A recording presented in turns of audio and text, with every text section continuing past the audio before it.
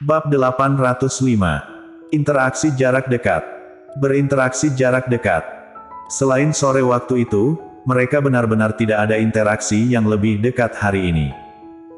Audrey Han tidak enak langsung mengatakannya, jadi dia sembarang menjawabnya. Setelah mendengar ini, Siska Su pun bertanya, kalau begitu apa kamu merasa ada perubahan yang khusus waktu itu? Perubahan khusus. Audrey Han waktu itu merasa sangat tegang, jadi tanpa sadar langsung mendorongnya, lalu dirinya pun dikendalikan olehnya. Saat itu dia merasa sangat malu, jadi dia mana ada waktu untuk memikirkan perubahan apa yang terjadi padanya. Sekarang Audrey Han baru meresponnya saat diperingati oleh Siska Su. Dirinya memang seharusnya menyelidiki respon dari Golden waktu itu. Bagaimana kalau kamu ingat-ingat lagi? Apakah ada hal yang beda pada tindakan dia waktu itu? Audrey Han mengerucutkan bibirnya, memikirkan kembali dengan jelas. Waktu itu sepertinya gerakan Golden Ye terhenti sejenak, dia waktu itu juga mendorongnya saat Golden terhenti sejenak. Apakah ada misteri di dalamnya? Ketika terpikirkan hal ini, Audrey Han menggerutkan keningnya, aku rasa mungkin ada. Baguslah kalau begitu. Siska Su tersenyum lembut, jika sebuah interaksi jarak dekat bisa merangsangnya, maka aku sarani banyaklah berinteraksi dengannya dalam jarak dekat. Audrey Han. Siska Su ini pasti beracun, jika tidak mana mungkin dia mendengar ejekan darinya. Audrey Han tidak tahani bertanya, Sekretaris Su, apakah cara ini benar-benar baik? Kenapa? Jika tidak terjadi kecelakaan, kalian berdua sudah menjadi suami istri yang sah. Selain itu, berdasarkan apa yang kamu katakan, selama Tuan Muda Golden bersedia berhubungan denganmu dalam jarak dekat, itu berarti dia hanya tidak ingat masalah saja, tapi ada banyak hal itu sebuah naluri pada dirinya. Jika interaksi dalam jarak dekat bisa merangsanya, bukankah itu hal yang baik? Selain bisa meningkatkan perasaan kalian berdua, juga bisa membuat ingatan Golden menjadi pulih. Kenapa kamu tidak mau? Apa yang dikatakan olehnya masuk di akal, dia tidak bisa menyangkalnya sama sekali. Setelah memutuskan panggilan telepon, Audrey Han langsung menghelakan nafas. Apakah dia ke depannya harus banyak berinteraksi dengan Golden Ye dalam jarak dekat? Apakah dia harus sama seperti Gita yang begitu agresif hingga mencium orang terlebih dahulu? Teringat dengan gambaran itu, Audrey Han langsung menggelengkan kepala. Dia merasa dirinya tidak bisa melakukan hal itu. Hal ini benar-benar sangat mengerikan. Kediaman keluarga Yuchi. Kakek Yuchi, apakah Kak Goldie begitu sibuk? Kenapa dia hingga sekarang masih belum pulang? Dia baru saja pulih dari penyakitnya, apakah tubuhnya akan kuat kalau dia bekerja keras seperti ini? Jerry Yuchi menghelakan nafas saat mendengar ini, dia adalah orang yang gila kerja, tidak tahu apa yang terjadi akhir-akhir ini. Merlin Duanmu berpikir sejenak, apakah pekerjaan di perusahaan terlalu banyak, bagaimana? Kalau aku bantu ke perusahaan, kamu mau pergi bantu perusahaan? Jerry Yuchi merasa senang mendengar tawaran diri dari Merlin Duanmu. Jika bisa membiarkan Merlin Duanmu pergi ke perusahaan dan berinteraksi dengan Goldie, siapa tahu akan ada timbul sebuah perasaan antara mereka. Tapi, dia mulai teringat dengan kata-kata yang dikatakan oleh Goldie Yuchi waktu itu, dia masih meresponnya dengan sangat dingin. Merlin Duanmu adalah anak yang pintar, baik dan lincah.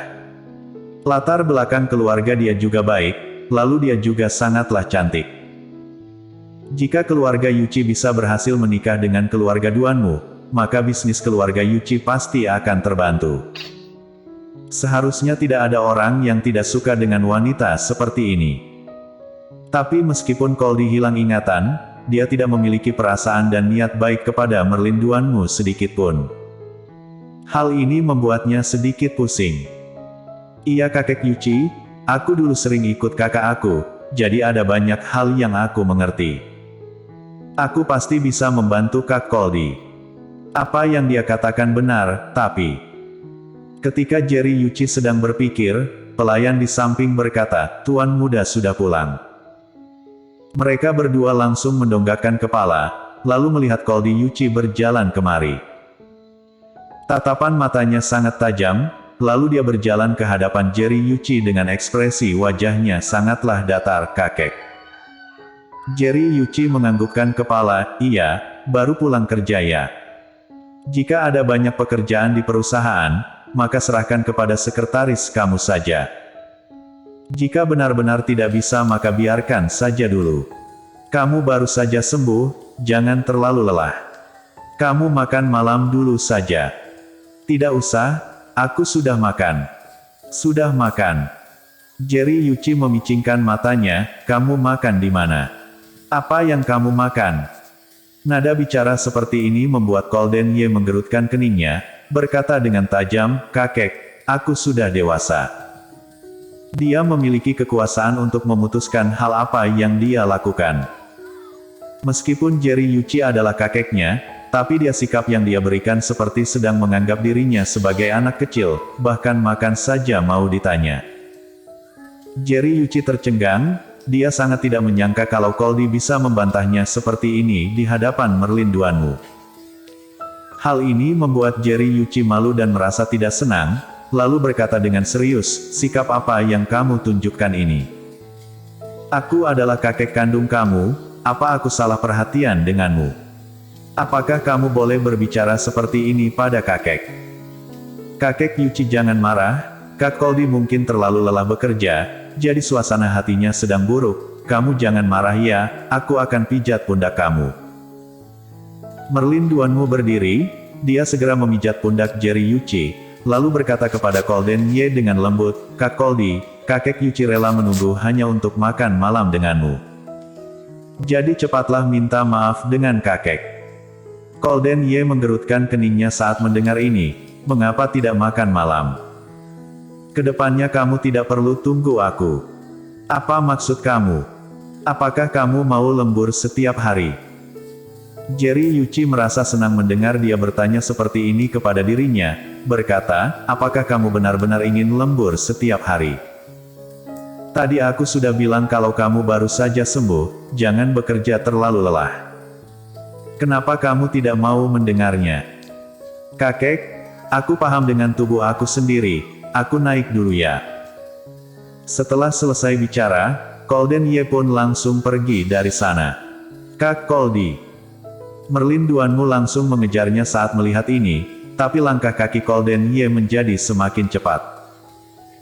Merlin pun harus sedikit berlari untuk mengejarnya. Kak Koldi, kamu tunggu sebentar, ada hal yang ingin aku bicarakan denganmu." Langkah kaki Golden Ye sedikit berhenti, berkata, "Hari ini aku lelah, jadi besok saja baru dibicarakan." Dia pun naik ke atas. Merlin Duanmu terpaksa menghentikan langkah kakinya sambil melihat bayangan tubuh Golden dengan wajah yang murung. "Mengapa masih tidak bisa?" Golden jelas-jelas tahu kalau Merlin terus datang kemari untuk menjaganya semenjak dia terluka, tapi sikap Golden padanya masih begitu dingin. Dia bahkan masih tidak bersedia untuk melihatnya terlalu lama, selain itu dia juga tidak ingin mendengar kata-kata Merlin sama sekali. Jelas-jelas orang yang hilang ingatan tidak bisa ingat siapapun, tapi mengapa dia masih tidak bisa masuk ke dalam hidupnya? Merlin Duanmu menjadi semakin sedih saat memikirkannya, dia pun mengepalkan tangannya, lalu matanya menjadi merah. "Merlin." Terdengar suara Jerry Yuchi dari belakang tubuhnya, Merlin Duanmu segera mengatur suasana hatinya, lalu tersenyum padanya, "Kakek, aku tidak apa-apa. Kamu belum makan, kan? Aku temani kamu makan saja." Jerry Yuchi menganggukkan kepala. Setelah makan malam, Merlin pun kembali ke rumahnya. Sekali masuk ke rumah dia langsung membanting ponselnya. Obama Duanmu dan Zaiden Duanmu memicingkan mata mereka saat melihat kejadian ini. "Kamu kenapa? Siapa yang membuat cucu kesayangan aku marah?" Mendengar suara Obama Duanmu, Merlin pun langsung berlari kemari. "Kakek, bagaimana tentang masalah pertunangan itu?" Bersambung.